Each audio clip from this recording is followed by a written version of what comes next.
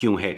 मेरा दूसरा नुक्ता यह है ख़वातीन व हज़रात के हजूर सल्लल्लाहु अलैहि वसल्लम ने अपनी ज़िंदगी में कुरान मजीद फ़ुरक़ान हमीद को किताबी शक्ल में मुरतब क्यों नहीं करवाया, हालांकि उनकी ज़िंदगी का वाहिद मकसद ये था कि इस किताब को बाहिफाजत, इस पैगाम को बाहिफाजत मुसलमानों तक पहुँचाया। अस्सलाम वालेकुम। मुल्हद अवैस इकबाल का जो सेकंड ऑब्जेक्शन है ग्लोरियस कुरान के ऊपर वो ये है कि पैगंबर ने अपनी ज़िंदगी के अंदर कुरान को किताबी शक्ल में क्यों ना लिखवाया। उसका ये बेबुनियाद और गैर मंतकी इतराज़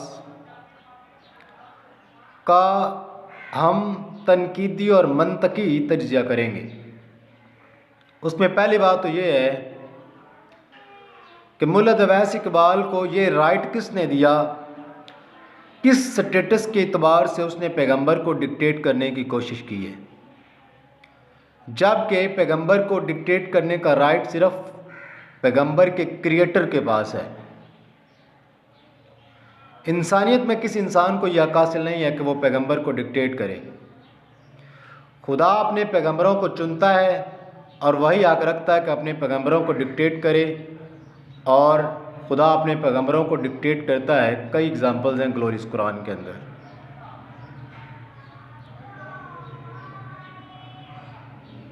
अगर ये कोई ऐब की बात होती मिसाल के तौर पे, तो खुदा पैगंबर सल्लल्लाहु अलैहि वसल्लम को ज़रूर डिक्टेट करता, मगर ऐसा नहीं हुआ।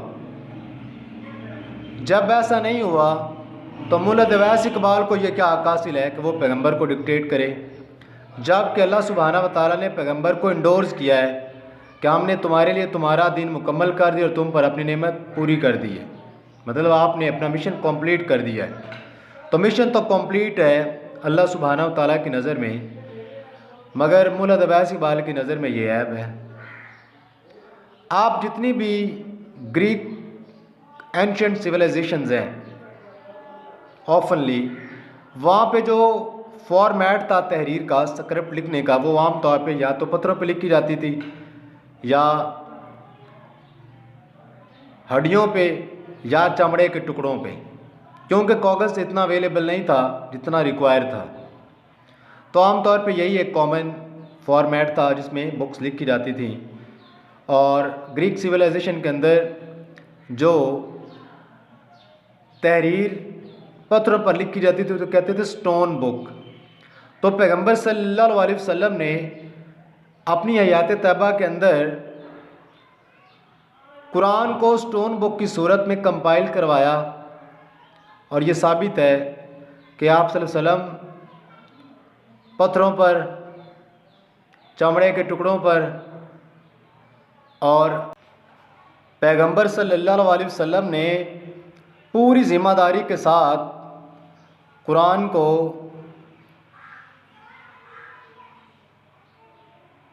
महफूज करने के लिए जो एफ़र्ट्स किए हैं वो काबिल सताइश और काबिल इत्मीनान बख्श हैं। आप सल्लल्लाहु अलैहि वसल्लम ने 2 फॉर्मेट अडॉप्ट किए थे। एक तरफ आप सल्लल्लाहु अलैहि वसल्लम पत्थर पर और मुख्तलिफ़ चीज़ों पर कुरान लिखवाते थे, और दूसरी तरफ आप सल्लल्लाहु अलैहि वसल्लम अपने सहाबा को कुरान मेमोराइज़ करवाते थे और फिर उनको रेक्टिफाई करते थे कि जिससे जो गलती होती थी उसको सुधारते थे। तो इससे बेहतर क्या तरीका हो सकता है कुरान को प्रिजर्व करने का।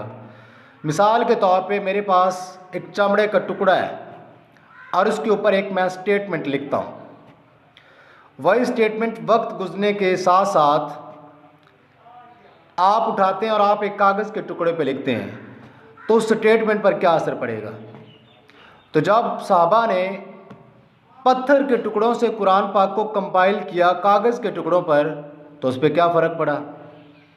ये खामखा इसने एक बहाना बनाया है इस्लाम से डेविएट होने का, हालांकि ये कोई बहाना है नहीं जिसको इसने अपनी उस वीडियो के अंदर एड्रेस किया है।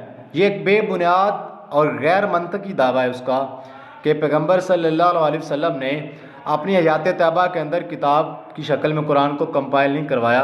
हालांकि पैगंबर ने कुरान को स्टोन बुक की सूरत में और सहाबा के दिलों के अंदर, जिसे आप सॉफ्ट फॉर्म यानी सॉफ्ट कॉपी भी कह सकते हैं कुरान की, उसकी सूरत में भी कुरान को प्रिजर्व करवाया। और आज भी लाखों लोग कुरान को मेमोराइज़ किए हुए हैं और ये कुरान का मिराकल है अल्हम्दुलिल्लाह।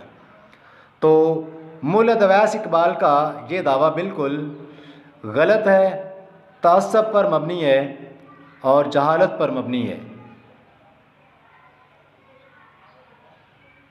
वस्सलाम।